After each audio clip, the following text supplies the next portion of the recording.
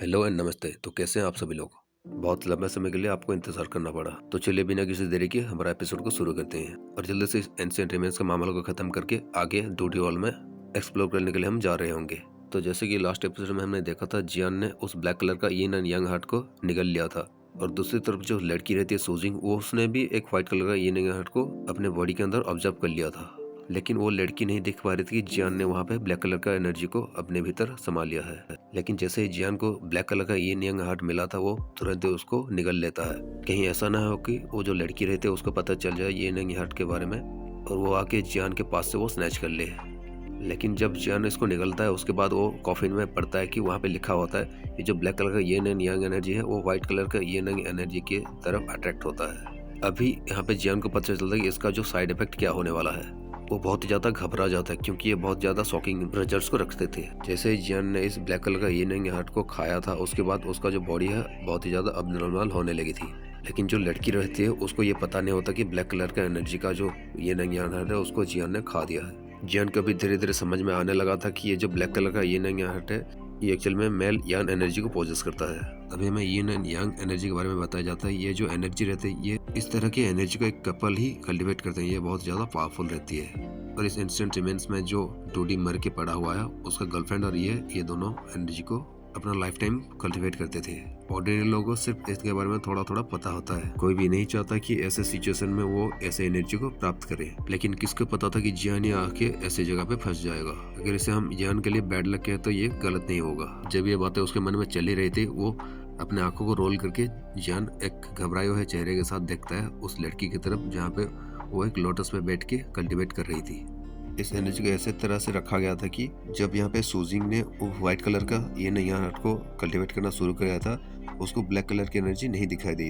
अगर इस कॉफिन में जो लिखा हुआ वो सब सच निकला तो यहाँ का जो रिजल्ट है बहुत ज्यादा खराब आने वाला है। लेकिन जियान देखता है कि वो जो सूजिंग रहते उसके बॉडी में कोई भी बदलाव नहीं हुआ था। जियान सोचने लगता है कि इतने वक्त से यहाँ पे कैद रहने की वजह से शायद यहाँ का जो यिन एनर्जी है जिसको कि सूजिंग ने ऑब्टेन किया है, शायद एनर्जी ने अपना मेमोरी को लॉस कर दिया है। अगर ऐसी बात है ये हम दोनों के लिए अच्छा ही होगा। लेकिन जियान ने ये सब कहा ही था, तब वहाँ पे उसको एक छोटा सा बूम साउंड का ब्लास्ट सुनाई देता है। तब उस ब्लास्ट की तरफ जब देखता है तो जियान को पता चलता है कि ये जो ब्लास्ट है सूजिंग की बॉडी से हुआ है। अभी हम मिड एयर में देख सकते हैं कि ग्रीन लोटस में बैठा हुआ एक लड़की है, उसके बॉडी में एक छोटा सा ब्लास्ट होता है और एनर्जी रिपल्स चारों तरफ फैल जाते हैं। इस ब्लास्ट की वजह से उसका जो हेड रहता है बैम्बो का हेड, वो भी नीचे गिर जाता है। जैसे ये सीन अफेयर हुआ था, जियान के मन में अभी एक घबराहट का हम देख सकते हैं। शायद जियान जो चीज नहीं चाहता था हो, ये शायद वही चीज हो रहा है। हम देखते हैं कि वो लड़की का जो स्नो व्हाइट कलर का स्किन है वो धीरे धीरे ट्रेम्बल हो रहा है और उसके शरीर से एक बहुत ही ज्यादा एंशिएंट और बहुत ज्यादा पावरफुल प्योर ऑरा रिलीज हो रही है। डेफिनेटली ये व्हाइट कलर का यिन एनर्जी जो उसने ऑब्जर्व किया था उसकी वजह से है। जैसे ये सीन अफेयर होता, जो सूजिंग रहते वो भी कुछ सेंस कर लेते हैं और वो बोलते हैं कि ये नहीं, ये सब थोड़ा सा गलत हो रहा है। ये कहने के बाद वो तुरंत खड़ी हो जाते हैं। उसके बाद उसका जो ब्लू ग्रीन कलर का जो फ्लेम रहता है वो उसके शरीर से बाहर निकलता है और चारों तरफ उसको लपेट लेता है। वो खुद को धीरे धीरे सप्रेस करने लगा है। उस एनर्जी को सप्रेस करने के लिए वो कोशिश कर रहा है। वो लड़की बोलती है कि मुझे इस एनर्जी को रोकना होगा, इसको एरप्ट होने से रोकना होगा, नहीं तो बहुत ज्यादा गलत हो सकता है। ये कहने के बाद वो लड़की अपने हाथों को वेव करती है। उसके बाद और भी ज्यादा डेंस ग्रीन ब्लू कलर का फ्लेम उस लोटस से बाहर निकल के उस लड़की के पास आ गई थी। ऐसी टेरिफाइंग एनर्जी का फ्लक्चुएशन को देख के जियान भी थोड़ा सा शॉक में आ गया था। वो बोलता है कि ये लड़की बहुत ज्यादा टेरिफाइंग है। वो वाकई में उस यिन एनर्जी को सप्रेस करने की कोशिश कर रही है। लेकिन भले चाहे कैसे ही कोशिश करो, वो जो सूजिंग रहती है उसको सप्रेस करने में नाकाम हो रही थी। जियान भी समझ जाता है कि ये उस यिन एनर्जी की जो मालकिन है उसका लाइफ टाइम कल्टिवेशन की एनर्जी है, इसलिए इसको सप्रेस करना उसके बस में नहीं है, भले उसका पावर बहुत ज्यादा हाई हो। लड़की कुछ समय के लिए कोशिश करने के बाद वो पूरी तरह फेल हो जाती है। जो यिन एनर्जी रहती है, यिन ची रहती है, वो उस लड़की को पूरी तरह से लपेट लेते हैं और देखते देखते उस लड़की की बॉडी के चारों तरफ से एक यिन एनर्जी या फिर एक यिन ची बाहर निकलने लगती है। अगर ये लड़की नॉर्मल सिचुएशन में होती और अपने पूरी पावर को रिलीज कर पाती तो शायद इस एनर्जी को वो सप्रेस कर भी लेती। लेकिन ये भी वो लड़की खुद ही सप्रेस मोड में है। ये लड़की अपनी बॉडी में ऐसे चेंजेस को देख के बहुत ज्यादा गुस्से में होने लगती है।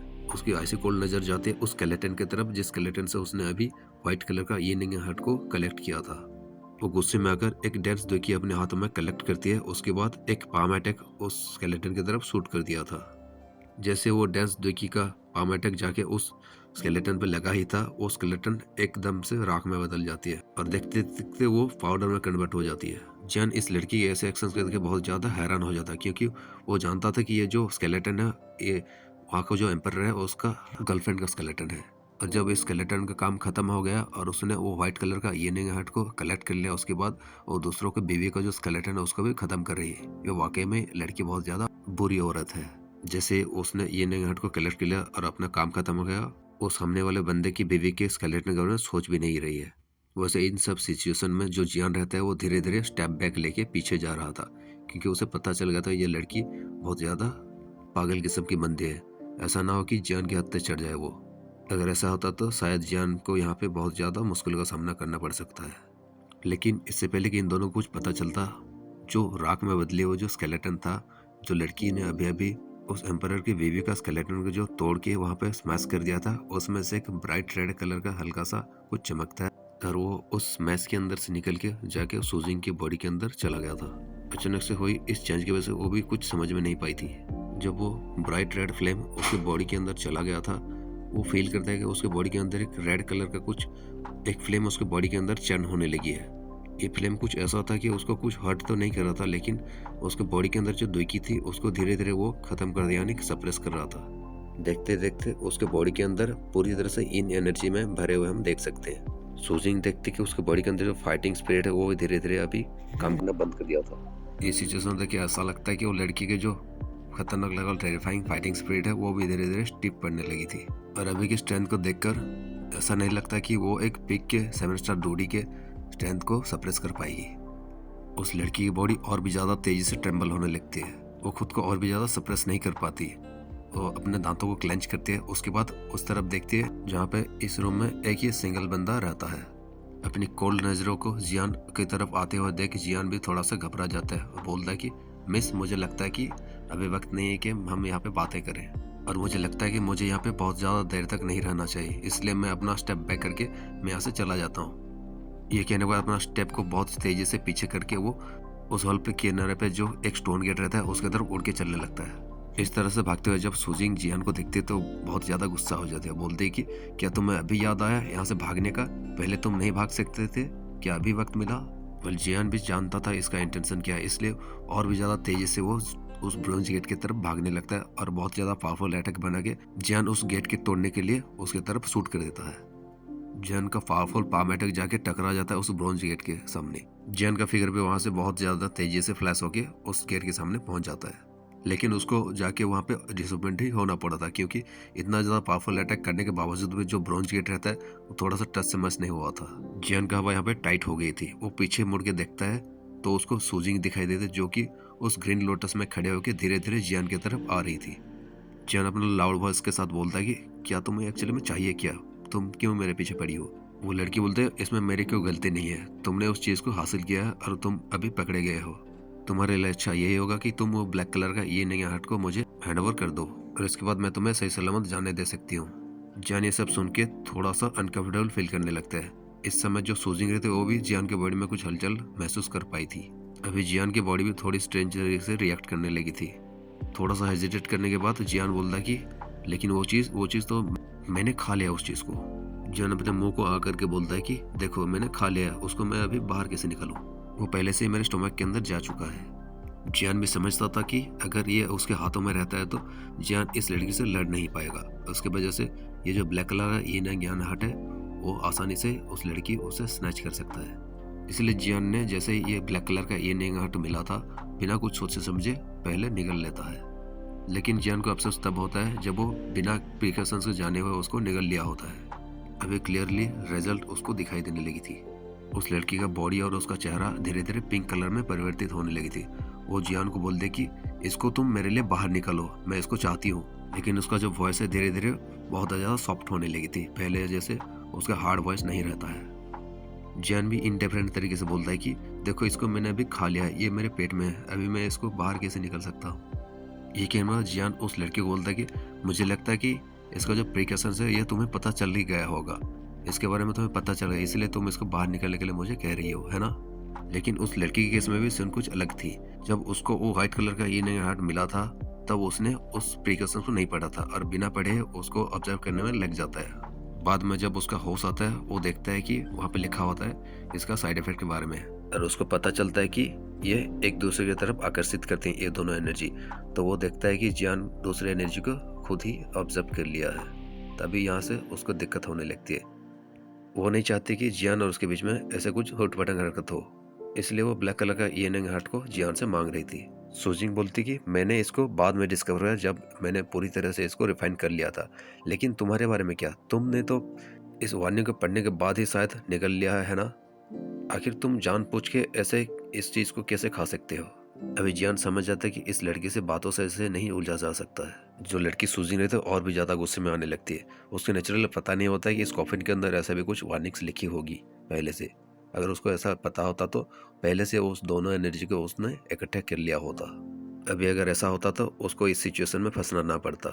सुजिंग समझती थी कि अगर व्हाइट कलर का ये हार्ट को इसने रिफाइन कर लिया है, उसके बाद उस साइड इफेक्ट को दूर करने के लिए उसको ब्लैक कलर का ये हार्ट को रिफाइन करना पड़ेगा तुरंत ही। और अगर ऐसा नहीं है तो उसका कोई मेल कंपेनियन इसको ऑब्जर्व करके उन दोनों के बीच में उस दोनों एनर्जी को दोनों एक साथ कल्टिवेट कर सकते हैं। वेल ये चीज़ एक्चुअली में एक्सेप्टेबल है एक कपल के बीच में, लेकिन दिक्कत यहाँ पे यह है कि जियान और जो सूजिंग रहते हैं वो पहले से कपल नहीं है।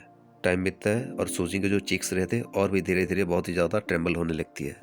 वेल वो एक्चुअली में धीरे धीरे अपना होश को खो रही थी और वो धीरे धीरे अपनी बॉडी को लूज कर रही थी और किसी और के कंट्रोल में आती जा रही थी। वेल वो फेमिनिन एनर्जी की वजह से वो कंट्रोल होने लगी थी। उसका वॉइस भी और भी ज़्यादा सॉफ्ट होने लगी थी। जियान को जो देखने का नजरिया था वो भी धीरे धीरे बदल चुका था उस लड़की के लिए। वो बोलते हैं कि यंग मास्टर जियान। लगातार इसके उसको हाव भाव बदलते हुए जियान देखकर समझ जाता है कि इसके साथ कुछ तो गलत हो रहा है। अगर यहाँ पे जियान के अलावा कोई और बंदा होता, ऑर्डिनरी इंसान, तो उसको शायद यहाँ पे पिघल जाता वो ऐसे सॉफ्ट बातों की वजह से। लेकिन जियान बहुत ज़्यादा एक्सपीरियंस था, इसलिए उसको पता चल गया था कि ये लड़की कुछ तो करना चाहती है। वो बोलते कि क्या तुम्हारा इरादा क्या है, मुझे ठीक से बताओ। वो लड़की सूजिंग हल्की आवाज़ में बोलती कि मैं चाहता हूँ कि तुम मुझे वो ब्लैक कलर का बीड जो है वो मुझे दे दो, या फिर मैं तुम्हारे अंदर से उसको निकाल के ले जाऊँगा। जैन ने ऐसा कुछ ही एक्सपेक्ट किया था। वो बोलता है कि नहीं, तुम ऐसा नहीं कर सकते। मेरे टीचर ने कहा है कि जब तक मैं एक 7 स्टार डोडी तक नहीं पहुंच जाता, कोई मुझे चीर के मेरे अंदर से कुछ चीज़ों को बाहर नहीं निकल सकता। वैसे जियान ऐसे बकवास की बातें ऐसे ही कर रहा था, लेकिन उसको किसी ने, उसके टीचर ने नहीं कहा था कि ऐसा है कि तुम्हारे बॉडी को कोई चीर नहीं सकता 7 स्टार डोडी के पहुंचने से पहले। ये कहने के बाद उसके चेहरे पे एक सूखा स्माइल आता है।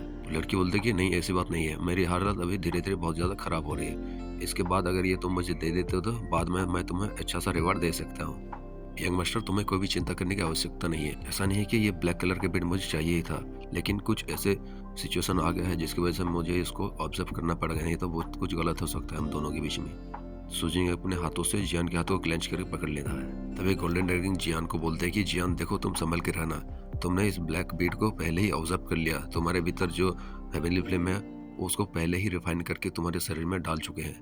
इसलिए ये लड़की चाहती है कि वो तुमसे फोर्सफुली बाहर निकलना चाहती है। अगर ऐसा होता है तो तुम्हारा कल्टिवेशन को बहुत ज्यादा क्षति पहुंचने वाला है, क्योंकि ये एनर्जी तुम्हारे देखी में मिल चुकी है अभी।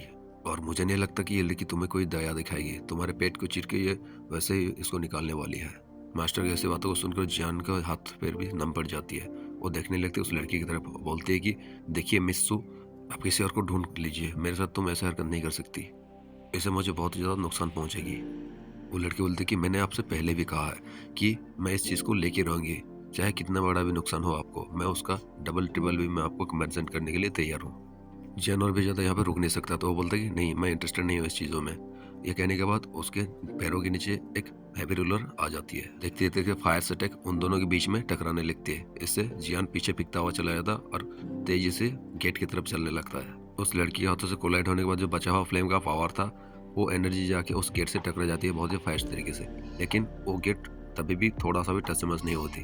जियान और भी ज्यादा परेशान बोलता है कि यार ये गेट बनी किस चीज से है। अगर कोई दूसरा गेट होता तो अब तक वो खत्म हो चुका होता, लेकिन ये गेट खत्म होने के नाम ही नहीं दे रहे। अभी वहाँ पे जियान पूरी तरह से फंस चुका था। पीछे देखता है जहाँ पे वो लड़की धीरे धीरे जियान की तरफ आ रही थी। जियान की ऐसे हरकतों को देखकर वो लड़की बहुत ज्यादा गुस्सा हो जाती है और वो सोचती है कि नहीं, अब मैं और भी ज्यादा वेट नहीं कर सकता। यह कहने के बाद उसके जो पैरों के नीचे जो लोटस रहती है उसको कुछ कमांड देती है और वो एक केबल के रूप में जियान की तरफ बढ़ने लगता है। सादे जियान को बांधने की कोशिश कर रही है। बोलते ही कि जियान, ऐसा लगता है कि आप मेरे साथ कोऑपरेट नहीं कर रहे हैं, इसलिए मुझे जबरदस्ती करना पड़ेगा। जब जियान देखते कि लड़की ने अपने तरफ से अटैक को लॉन्च कर दिया, वो भी ज़्यादा नहीं रुकता और अपने मिल्क वाइट कलर के फ्लेम को निकल के अपने रोलर में भरने लगता है और एक फायर सेटक बनाने लगता है। दोनों के बीच में एक के बाद एक कोलाइड होने लगती है। जब जब कोलाइड होती थी वहाँ पे एक एनर्जी का रिपल्स फैलता था, वहाँ पे एक छोटा सा ब्लास्ट होता था और इस ब्लास्ट से जियान हमेशा 2-3 कदम पीछे चला जाता था। भले ही उस एम्पायर की वजह से उस लड़की का पावर सप्रेस है, लेकिन फिर भी यहाँ पे जियान और उसके बीच में बहुत ही ज़्यादा बड़ा गैप है। हम अभी इन दोनों के बीच में जब युद्ध रहे थे, एक ब्लू कलर का शैडो को देख सकते हैं जो कि चारों तरफ डांस कर रही थी। जियान का अटैक ज़्यादा देर तक सुजिंग के अटैक को रोक नहीं पाती है। सुजिंग का फ्लेम और भी ज़्यादा डांस तरीके से जियान को घेरने लगती है। पूरी तरह से जियान उस फ्लेम से कवर होने की वजह से उसका जो एंशिएंट रूलर है वो अपना फुल पावर को यूज नहीं कर पाता। अगर जियान यहाँ पे केयरफुल नहीं रहता है तो उसको बहुत ज़्यादा नुकसान का सामना करना पड़ सकता है उस फ्लेम की वजह से। आखिरकार वो जाके जियान को पकड़ ही लेती है और वो पकड़ने के बाद उसका जो लोटस रहती है उसका एनर्जी उसकी बॉडी के अंदर चली जाती है, जिससे मैं जियान भी और कुछ नहीं कर सकता था, वो सिर्फ इंतजार ही कर सकता था। जैसे ही लड़की के हाथों में जियान आई थी वो तुरंत ही अपने फ्लेम को उसके अंदर डाल देता है। जब उसके अंदर उसका फ्लेम चली जाता है वो पाता है कि उसके अंदर वो ब्लैक कलर का बीड है ही नहीं। वो थोड़ा सा शॉक हुआ है, बोलता है कि क्या तुमने उसको रिफाइन कर लिया। वैसे उसको एक सदमा पहुंच चुकी थी क्योंकि उसको रिफाइन करने में उस लड़की को बहुत ज़्यादा परेशानी का सामना करना पड़ी थी, लेकिन जियान ने एक इंस्टेंट में उसको रिफाइन कर दिया था। वो लड़की बोलती है ये कैसे पॉसिबल है।